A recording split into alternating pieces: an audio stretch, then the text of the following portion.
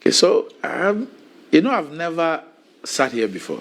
Really? Never. Yeah, no, obviously, Yes, obviously. I've never sat here before, but it's 7 months already. Yes. I didn't think that I would be in this studio this early, but of course, duty calls. I realized that you guys are still keeping some memories of me. You've not changed the set. See you. It's called work in progress. But it feels It's good. in the pipeline. It feels good to be back again, Right. and it's good to see all the beautiful faces. Many of the people who helped me run this show for over 2 decades, and so getting back in here is quite nostalgic, and it feels good to be back again. And deservingly, I'm on this seat, which only confirms that I've actually left that seat. The other seat. And congratulations for getting the opportunity to host the show. And the feedback I get also indicates that you're doing a great job. And so congratulations, and I can only wish you the very best and hope that you take the show some notches higher. Right. Thank you. Thank you very much. And I also want to thank your I'll call it maybe your special assistant when you're here. She was more than a producer. She was more like your special assistant. Annie, yes. Yeah, and the rest of the crew for making this possible. Annie was managing me. She was a manager. Yes. Manager Bakope. Yes, producing me, sitting in for me, doing her own Monday edition of Good Morning Ghana, and getting involved in all manner of things. She virtually tried to be my diary and to manage my life and my movement and even things beyond Good Morning Ghana. But I really enjoyed working with her, and she's a great person. On this note, maybe you may have to appeal to her to manage me too. She's not managing me. Okay. So I'm giving you feedback. Maybe you must find a way to get her to want to manage you. Okay. Yes. I'll do that. And I'm sure that you share some tricks. Yes. As to how to go about it. Yes. Having known her for many years, And but before you came here, there was just on the latter side. We'll get to this. We'll get into what I call brass tacks. But your very good friend, Tornado. Yes. He asked a very interesting but very funny question when you came. He said, "Shall I make I put you for opposition or make I put you for government?" I didn't even know the seats, apparently had been divided into, government and opposition. Okay. I didn't know that. The only thing I knew was that there were particular persons, for example, Cocobod. It was more of like I'll put it this way, like a ritual for him. Yeah. So he starts with a particular sitting position, and that should be permanent for him. Okay. So if this is where he sits, he would want to sit there every day. Okay. Every time he's on the show. Okay. That I know. Okay. Yes, but I really didn't know about this Opposition. No. Because sitting here, I'd never realized that. The only one I knew about was that Cocobod likes to sit at a particular place. So if this is his seat, he has a small table with the documents, and that's it. Okay. Yeah. Oh, that's interesting. That's very interesting. And I must confess that I think that your decision to, again, which is not surprising because you're a man of ideas and innovations and things. But I think your decision to set the Monday aside for more like a women forum has really turned out to be a game changer. Now I've seen other media houses trying to copy it. So, like we say it in our local, how do you call it, pidgin. So the time we think, we thought, even now some people they think, it's turned out to really be a great idea. I mean, the Good Morning Ghana concept really has over the years become the template for all TV and radio shows. Honestly, something that I picked up from GTV, then GBC TV. Yeah. And they had this newspaper review, but it was something short, and for a person like me, I didn't think that I got enough from it. And I thought that, look, there were many people like me who wanted beyond just the 5-10 minutes and wanted an in-depth analysis, not just what the newspapers were talking about, but what was actually the news. Right. And that is what led me to develop Good Morning Ghana. Okay.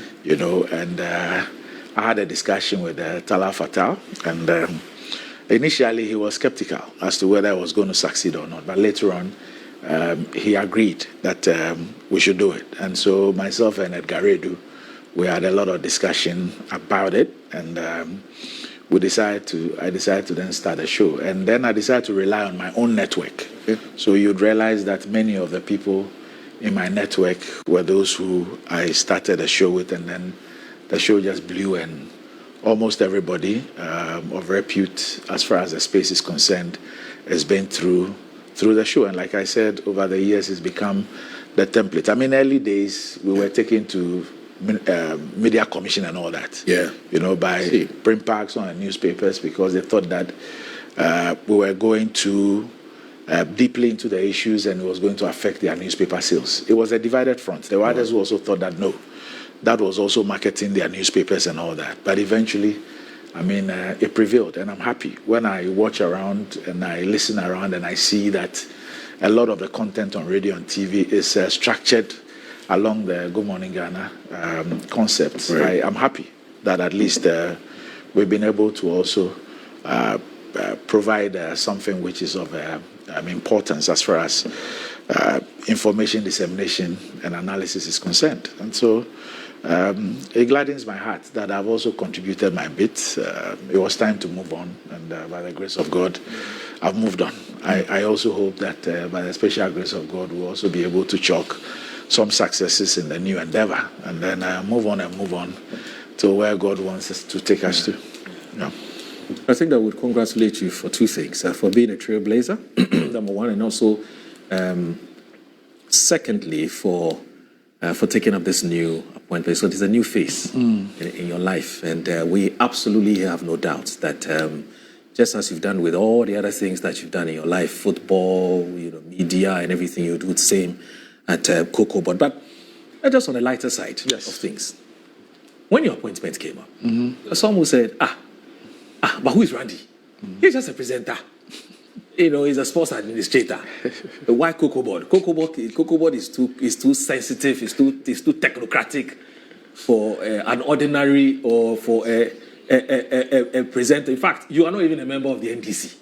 So why would a party give you such a sensitive and such an important role, such as Cocobod? I'm sure you've heard all of that, because I know your ears are always on the ground. Maybe you may have the opportunity to respond to some of this.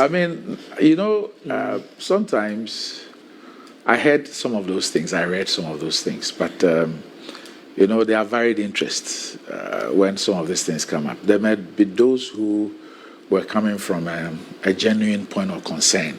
Looking at the strategic nature of Cocobod and really not knowing a lot about me. The point is that I'm not one of the people who goes around wearing all his roles and titles, on his sleeve. I remember that after my doctorate in 2019, it took about 6 months for me to agree for Metro TV to put a title on the screen, and so there are a lot of people who do not know me beyond what they see. Right. There are people who do not even know that this entire media conglomerate was being managed by me, and proud to that, I was chairing the board, and proud to that, I had been on the board. There are people who didn't know that. There are people who didn't know that I was serving on many private sector boards and chairing some of them, because I don't go around, saying those things. But the truth of the matter is that His Excellency the President is somebody who's known me for over 30 years. So if there's somebody who really knows me and knows what I'm capable of doing, it's His Excellency the President. And obviously in this second term, he is not in to joke, he's not in for games, he's in to make sure that he's able to reset the country and deliver on his promises to the people. And of course, in that regard, he's obviously going to put together a team that he believes can deliver. And so, yes, there might be people who genuinely, because they do not know a lot about me, might think that, this is a kind of a risk. But there are those who also will do it not out of a genuine concern, but for many other reasons. And so, you all take them in your stride. And those things should rather motivate you and make you even do much better. I meet people every day who, on the basis of what they've seen or heard in the last few months, have told me that, I was one of the people who thought that it wasn't. But now, I take back my words or I eat back my words and all that. But for me, really, it's not a big deal. I mean, I know myself very well, and like I said, His Excellency the President knows me better than most people, and so we just need to focus on the job. It's not an easy task, so we need to focus on it. Work together with my team, a team that we're building at Cocobod. I mean, Cocobod has a lot of expertise that we can rely on, and we've also brought in some people to blend in and then put together that team that we believe will be able to deliver. And so my focus really is on how we'll be able to turn around Cocobod. At the end of the day, the delivery will vindicate the appointment. Right. Yes. And I think that so far it's been difficult, but I think that we're pushing. And by the special grace of God, we'll be able to deliver.